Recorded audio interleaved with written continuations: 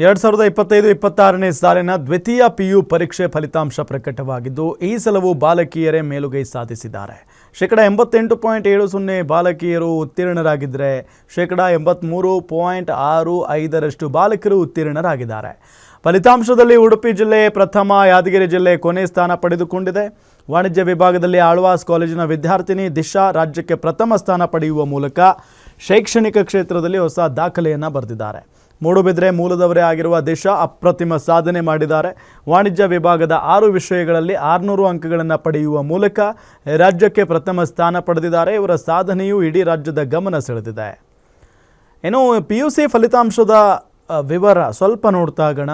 96.39% ಫಲಿತಾಂಶ ಬಂದಿದೆ.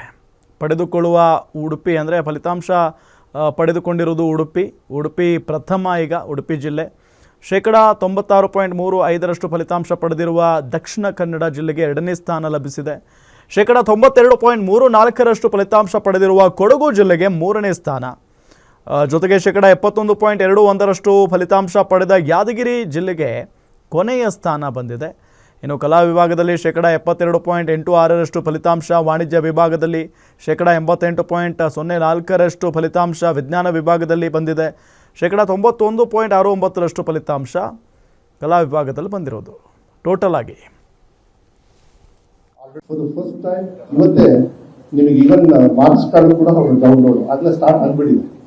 ಆಗಲೇ ಸಾವಿರಾರು ಮಕ್ಕಳು ಮಾರ್ಕ್ಸ್ ಕಾರ್ಡ್ ಕೂಡ ತಗೊಂಡು ಅವ್ರು ತಗೊಂಡಿದ್ದಾರೆ. ರಿಸಲ್ಟ್ಸ್ ಹೋಗಿದೆ, ವಾಟ್ಸ್ಆ್ಯಪಲ್ಲಿ ಹೋಗಿದೆ, ಅದು ಡಿಜಿ ಲಾಕರ್ ಕೂಡ ಅವರು ಓಪನ್ ಮಾಡ್ತಕ್ಕಂಥ ಒಂದು ವ್ಯವಸ್ಥೆ ಇದೆ.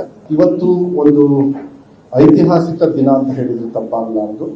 ಅದನ್ನು ಮಕ್ಕಳು ಇವತ್ತು ಕೊಡ್ತಿದ್ದಾರೆ. ಏನು ಅಂತ ಹೇಳಿದ್ರೆ, ನಮ್ಮ ಹಿಸ್ಟ್ರಿಯಲ್ಲಿ, ನಮ್ಮ ರಾಜ್ಯದ ಇತಿಹಾಸದಲ್ಲಿ ಫಾರ್ ದ ಫಸ್ಟ್ ಟೈಮ್ ಇವತ್ತು ರಿಸಲ್ಟನ್ನು ನಾನು ಫಸ್ಟ್ ಹೇಳಿಬಿಡ್ತೀನಿ ಏನು ಅಂತ ಹೇಳಿ.